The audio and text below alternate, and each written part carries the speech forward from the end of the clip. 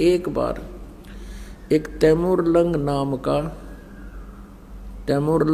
का एक मुसलमान लोहार था। दो माँ बेटा थे। पिता की मृत्यु हो चुकी थी, गरीबी घनी थी। वो क्या करता था कि साहूकार किसानों के भेड़ बकरियों को चराने के लिए ले जाता था जंगल में, और उससे वो साल भर में या 6 महीने में उसको अन्न दे देती थी। पहले ऐसा ही होता था। और फिर शाम के समय उनकी बकरियों को उनके घरों छोड़कर भेड़ बकरियों को वो फिर शाम के समय ओवर टाइम कराया करता एक लोहार के ऐरण पे।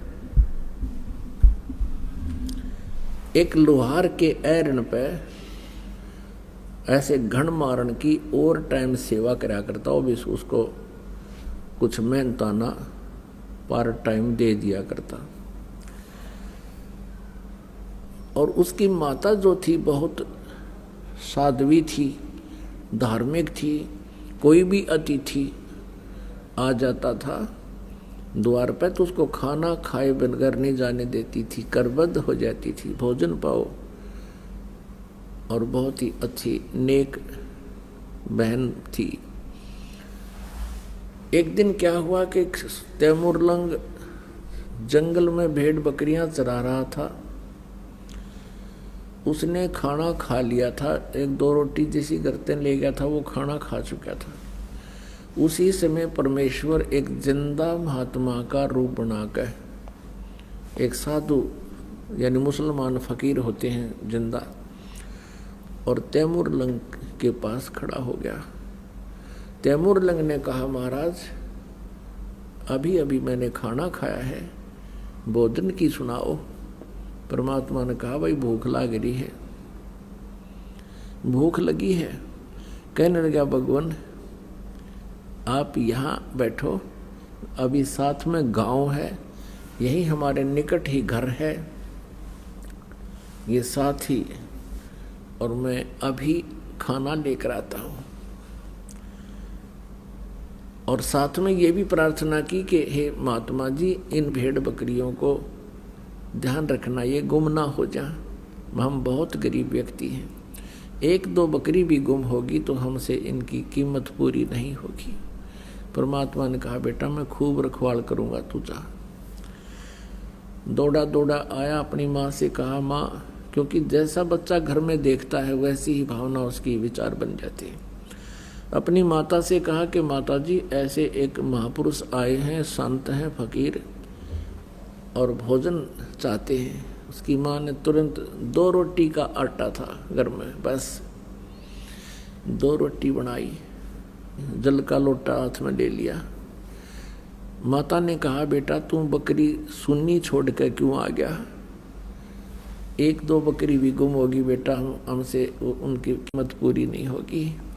तो उसने कहा, माता मैं महात्मा से प्रार्थना करके आया हूँ कि संभाल के रखना। वो कह रहा था, बेटा मैं खूब रखवाल करूँगा। माता ने सोचा कि मैं चलती हूँ, महात्मा के दर्शन भी कराऊंगी, आते समय ये लोटा ले आऊंगी। अब वहाँ जब पहुँचे तो महाराज जी बैठे थे, परमात्मा विराजमान थे। माई ने रोटी रख दी आगे और लोटा जल का रख दिया और कहा, महाराज जी हम घने गरीब हैं, ऐसा आशीर्वाद दो महात्मा, हमारे पास कुछ धन हो जा। परमात्मा रोटी खाने लागे। 1 रोटी खाई थी दाता ने, इतने में माई ने 6 बार प्रार्थना कर दी, हे भगवान हम घने गरीब हैं, हे परमात्मा हमें कति रोटी भी ना मिलती, कई बार ते कुछ दया बख्शी हो, कुछ आशीर्वाद दियो। खाना खा के और पी के पानी जल मालिक ने वहाँ बेल, या जैसे बकरी बांधन की बेल होया करे, ये भैंस भूस गाय को भी बांधते हैं लोहे की, और बकरियां की होती है पतली पतली सी, बिल्कुल पतले तारों की बेल बनी होती है। वह बेल उठाई, वह चैन, और उसको 4 बार मोड़ लिया इतनी रहेगी वह। और खड़ा होकर उसके पुत्र के उस तैमूर लंग का परमात्मा ने पीठ में न्यू करके 7 1 2 3 7 मारी और फिर 2 मारी, फिर मारी लात और मुक्के। माई ने सोचा यू महाराज जी तो नाराज हो गया, दी खैर क्या यू मेंटल है, बता भी मतलब मेरे बेटे ने पीटन लाग गया। तो माई ने कहा महाराज जी मेरे पुत्र ने कोई गलती कर दी।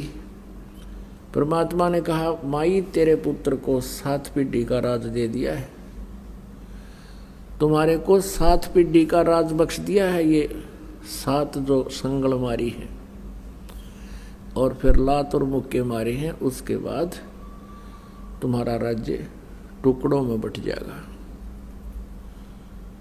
पुणात्मा तैमूर लंका पोता था बाबर, और उससे लेकर के औरंगजेब तक 7 पीढ़ी ने दिल्ली का राज कराया। और औरंगजेब के बाद फिर ये इनका राज्य छोटे छोटे टुकड़ों में विभाजित हो गया था। ये तो इतिहास साक्षी है। अपने आत्माओं क्या हुआ, अम्माई ने सोचा ये तो सचमुच कोई वैसे ही कोई पागल सा आदमी है, ये ऐसी बात कह रहा है, तेरी 7 पीढ़ी का राज दे दिया, समय पर टूक नहीं, कोई बात नहीं, शांत होकर आ गई अपने घर पे हमने। अब क्या हुआ कि कुछ दिनों के बाद तैमूर लंग ने क्या देखा कि उसी अक्षेत्र का एक राजा बहुत बदमाशी करया करता।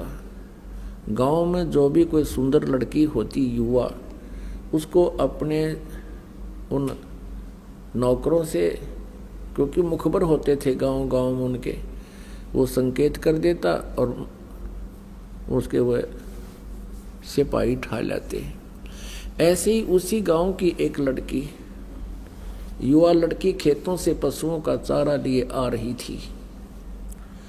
तैमूर लंग वहां बकरी भेड़ चरा रहा था। इतने में उस राजा के नौकर एक उसी गांव की उस लड़की को जबरदस्ती करके अपने वाहन में घोड़ों के ऊपर डालना चाह रहे थे। उसने शोर मचा दिया, अरे भाई तैमूर आइए, अरे तैमूर भाई मने बचाइए।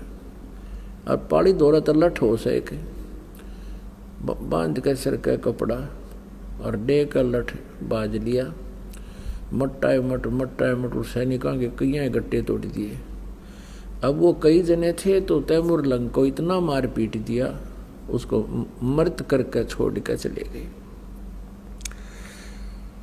वो परमात्मा का आशीर्वाद था, वो जीवित हो गया और गांव के लोग पहुंचे, उसको घर ले आए, कुछ दिन में स्वस्थ हो गया। अब उसके मन में एक कल्पना होगी, ए भगवान मैं राजा बनूं और इस अन्यायी राजा का बक्कल तारूं। इसने हमारी बहन बेटियों की इज्जत लूट रहा है और यही तरफ बनेगी उसके। इसी उद्देश्य से उसने क्या